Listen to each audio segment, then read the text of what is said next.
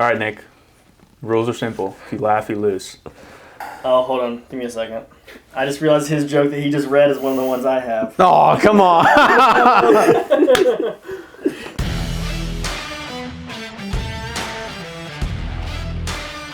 Welcome to the Paul Whatley Team Real Estate Podcast here on YouTube, where our goal is to help you live a better life by removing the guesswork of real estate and home ownership. In each episode, our team and guests are going to discuss current events, our personal real estate experiences, and insights that will help you move closer to achieving the home and life you dream of. Make sure to hit that like and subscribe button to stay up to date with our latest news and information. Thank you for tuning in to this episode of the Paul Whatley Team Podcast. We hope you enjoyed that intro. As you can tell, we're trying to lighten the mood and bring a little bit of fun. We have a lot of fun working together every day, but we want to share that with you. So if you want to catch the extended version of that video in the intro, make sure you subscribe and follow us. My name is Matt. I'm joined today with Gwen, Paul, and Nick. Today, like I said, we want to kind of lighten the mood a little bit. Obviously, we all know that there's a lot of negativity in the news right now, particularly with what we're dealing with in the market with interest rates, inventory, inflation, things of that nature. But at the end of the day, I mean, we all understand that life goes on, and real estate overall should be exciting. I mean, whether you're buying your first home, you're selling your, home where you raised your children, where you started a family and you're moving on to expand it, or if you're going into your last home, what you anticipate. I mean, there's excitement and there should be joy in the process. So we're here to kind of reframe what's going on in the news and give you a further insight and perspective into it. So one of the ways that we want to do that and add a little bit of fun to it and some flavor is we're going to be talking today in honor of summer about 4 ways that real estate is like the game of baseball. So whether you're a baseball fan or not, hopefully you can take something out of this. I encourage you to continue watching even if you don't like baseball, because we are going to give further insight into real estate that you'll probably appreciate. So the first way that real estate is like baseball is that it is a team sport. Second is that it involves playing with patience.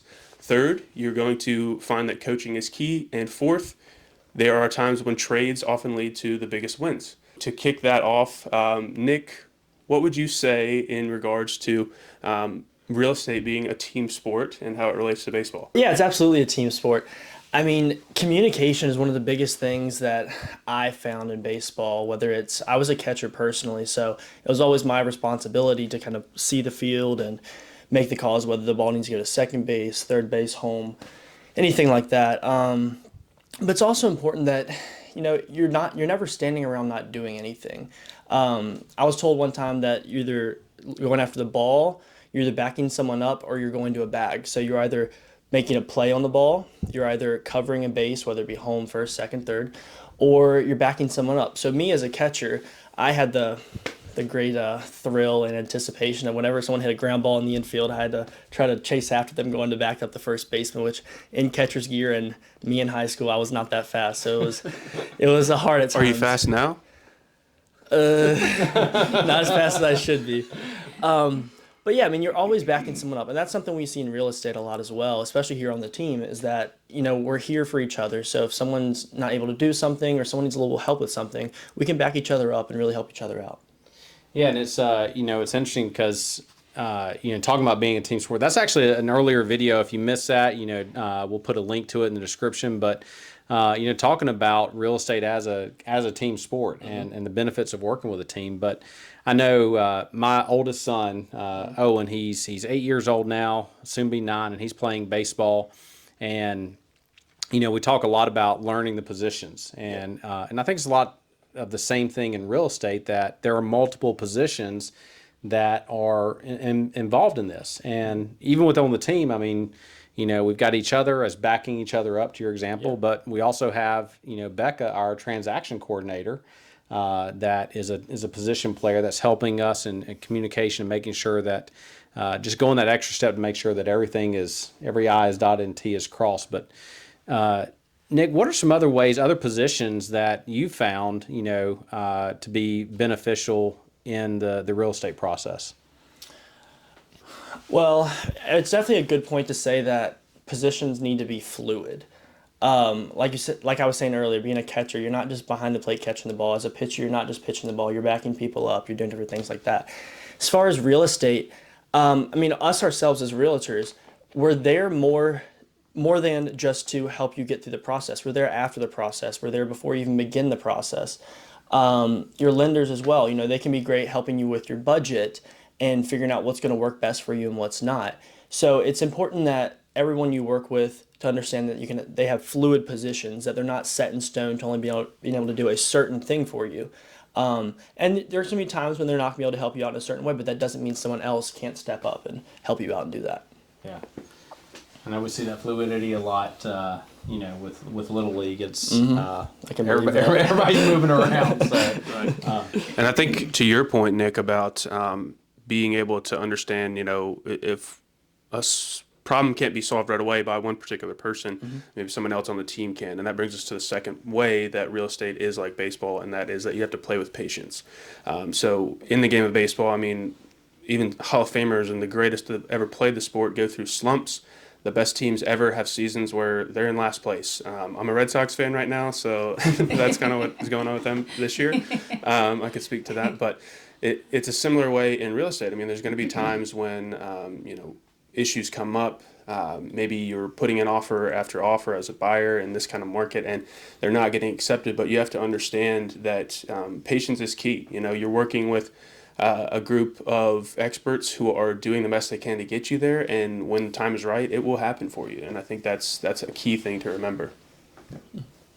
So, Gwendolyn, how do you see that? I mean, you're a big baseball fan, right? I mean, how do you see that real estate is and playing with patience between real estate and baseball? So I just recently have kind of re-picked up watching baseball.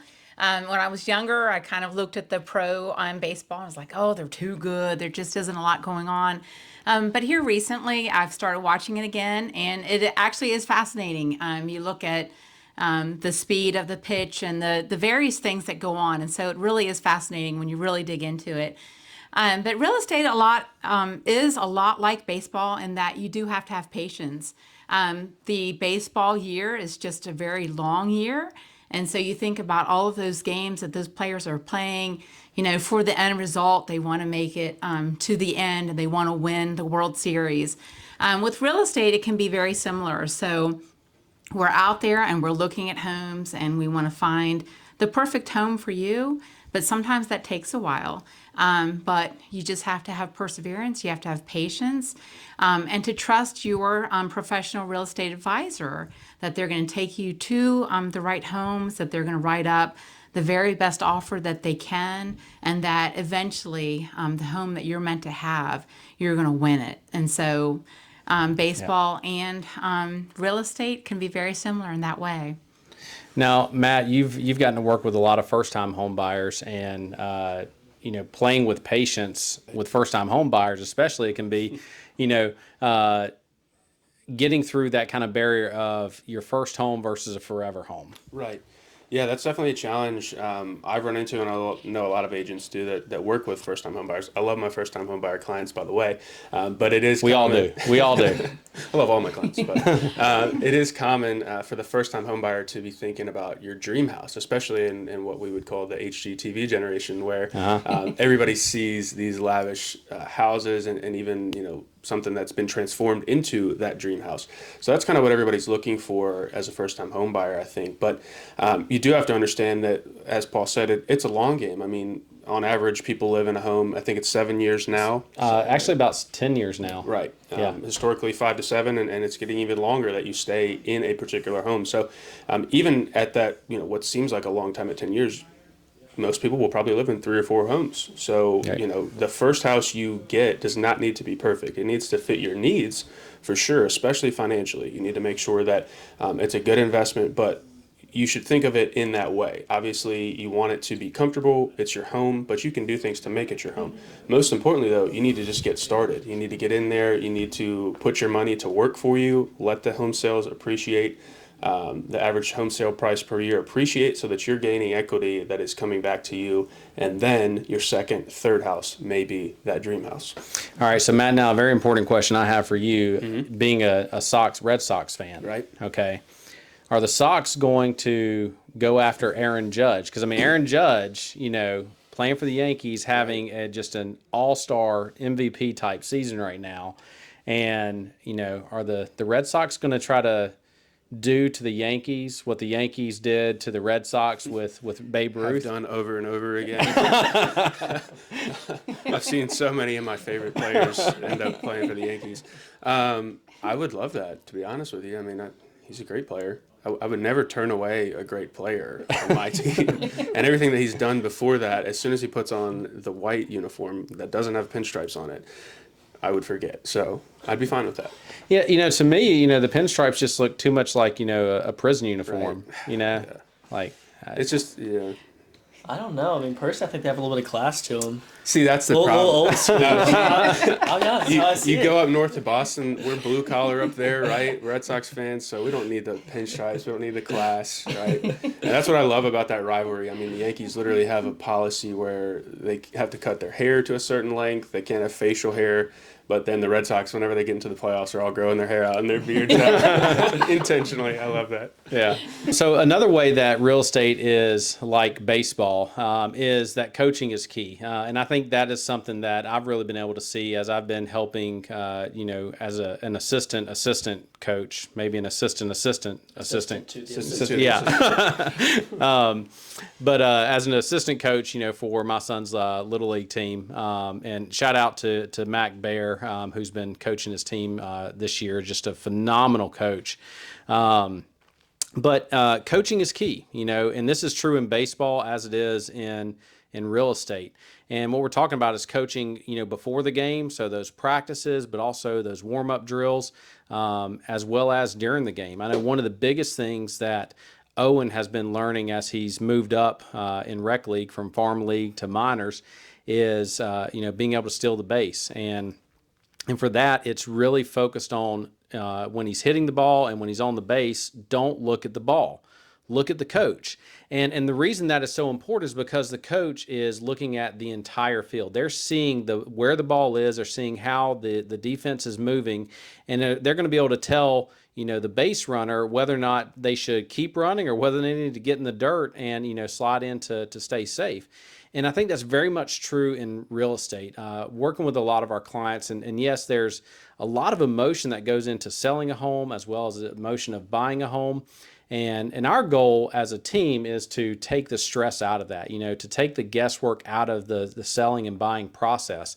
And we're able to do that because we're able to a little bit easier for us to take a step back, remove ourselves from some of that emotion and see the whole field, to revisit conversations about what's important to you and why certain features or locations of a house are important.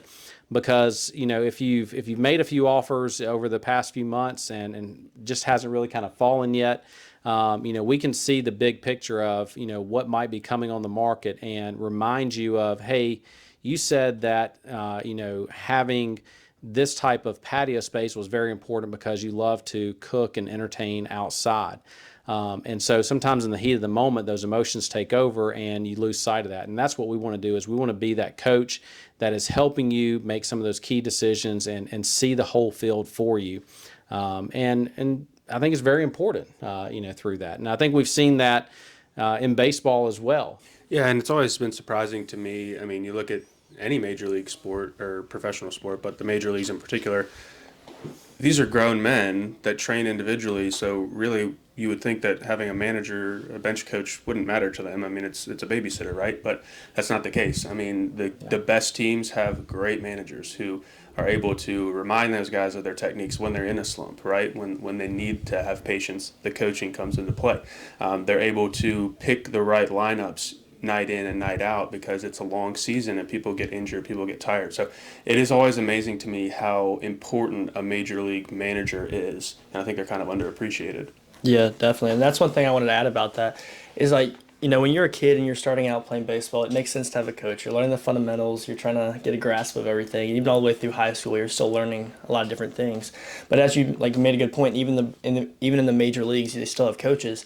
So it doesn't matter if you're just in the beginning and trying to understand the basics of real estate, for example, or if you've if you've experienced it, quite a few times, you've been through the process, there's still always more you can learn and someone who can help you better understand it and do a better job with it. Well, and that's something that you actually talked about in an earlier video as well, Nick, is about it's never too early to start talking to a realtor. Yeah, without a doubt. Yeah, the earlier, the better, just because the market's so dynamic, it's so changing that how the market could have been 10 years ago, it could be the exact opposite now.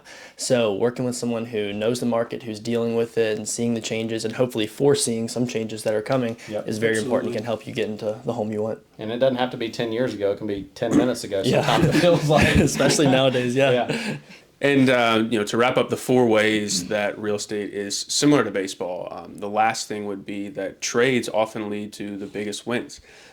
We know resident Georgia boy Paul here, big Braves fan. In 2021, they weren't having necessarily the best year prior to the All-Star break, which coincides with the trade deadline. So you have to make decisions and decide, as a team, what are you holding on to that might be hurting you? And the similar is true for real estate clients, people that are buying or selling. I mean, you've got a list of things that you think you really need or want, right? But as you go through the process, for example, as a buyer in this market, if you've put in several offers that haven't been accepted, what are some ways that you could tweak that offer to make it more competitive and more appealing to the sellers?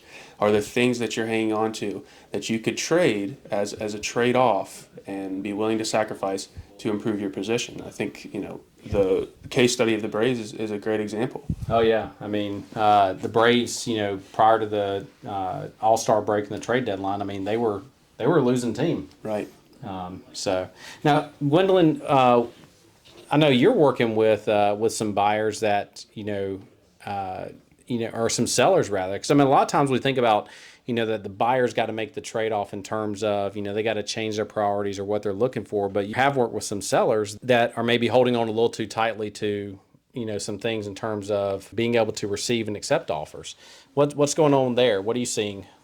So I've worked with clients in the past and seller clients, and a lot of times, they do need to make a trade-off. And so some of those trade-offs could be their price. It's not always recommended or necessary, but sometimes it is.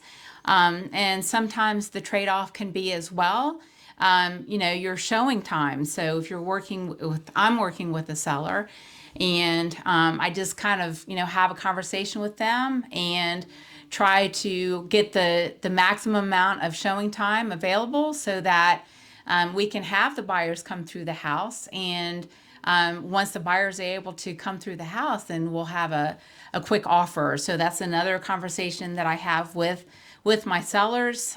So those are just a few trade-offs that when we're working with our seller clients that we have conversations about. Something else, and this goes a little bit off of the trade-offs, it's almost like the opposite, but it's important to know exactly what your needs are. Like, yeah, you can make the trades, but you have your all-stars on the team. You have the people They need to be good trades. Yeah. Good trades. You have people who are holding your team together. So it's the same thing in real estate. If you know that you have to have 3 bedrooms, there's only so much you can trade off. So it's very important to have that honesty with your realtor and with everyone on your team in the beginning, so that you can know exactly what the difference between your needs and your wants, for one. But for 2, that this isn't something I can trade. This is something that has to be there for me. This is very important to me, whether it's a moral reason, goals reason, whatever it may be. But to know those things, and that's also very important to do too. All right, so now we know we got a Red Sox fan, a Braves fan. Nick, who you pulling for? Ooh, so I don't know how to explain this. Good. So growing up, watched baseball all the time. Sounds like he's a Yankees fan. No. My roommate is. So growing up, watched baseball all the time. I was an Orioles fan. Cal Ripken Jr. Don't know why. Oh, yeah. 8 was my number. I mean, Lived to it to this day. Yeah, How can you not like Cal Ripken? I mean, It was also, I think, because I think the first team I actually played on was called the Orioles, so that kind of did it for me. okay. But as I've gotten older, I don't really watch it as much. I guess if I was still pulling for a team, the Orioles still have a little place in my heart. As far as professional sports go, I'm more of the type of person to sit back and watch. If I watch 2 teams play, I'm gonna be like, oh, I'd prefer this team win versus the other for whatever reason. But I can't say I follow one team. It's like I gotta push them all the way to the end. I'm just more a little too laid back for that. I just like to watch it happen rather than get into it too much, because I've been around some people, not gonna mention any names, who watching some different, whether it's football or baseball, and they get into it a little bit too much for me. That's me. Yeah. And I'm just I like, need to have a horse in the race. like, that's not for me. So yeah, that's Speaking how of I see horses it. in the race, did y'all catch the Kentucky Derby? I mean, like, can we just like back up for a second and just like, the horse wasn't even supposed to be in the race. Really? Like, yeah, Scratch. he could scratch, and I mean, 80-1. Wow, Yeah. that was incredible. I think it just goes to show you that, I mean, like, whether you're buying or selling, you know, there's always hope, even in you know, the dynamics of what's going on. Oh, now that we're on horse racing, I got to mention that one of my all-time favorite movies, Secretariat on Disney. Oh my gosh, there at the end when he's running, gives me goosebumps sometimes. Sometimes I turn on YouTube and like watch the actual race. Oh my gosh, yeah, that's good. Yep. Oh my goodness, I didn't take you for such a, you know, emotional like movie watcher. You know, I mean, there's a lot about me. Another good movie. Have you ever seen Spirit by That's a DreamWorks? phenomenal movie. Yep. Yeah. I love that movie as a kid. Watched it again when I was older and realized that the horses weren't actually talking; it was their thoughts. I watched that a couple months ago, actually. That turned me off away from it a little bit, but no, it's got a place in my heart. It's a good one. All right. Yeah, don't know why, but it is. A lot of baseball left in this season, and I think too that there's a lot of real estate left in this season. You know, the spring market is always kind of known, spring and summer market known for being the hottest time, you know, to be in the market. And that's because, you know, houses look nice, you know, everything's in bloom, you know, buyers are more eager to be outside, you know, when it's nicer weather.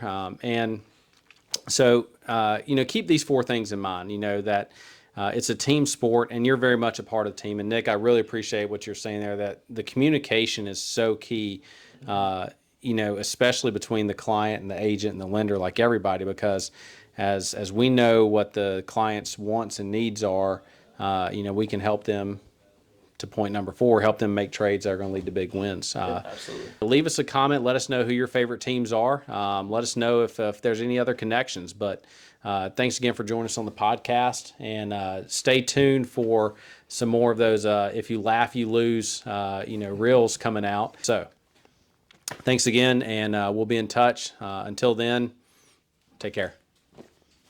Make sure to hit that like and subscribe button to stay up to date with our latest news and information.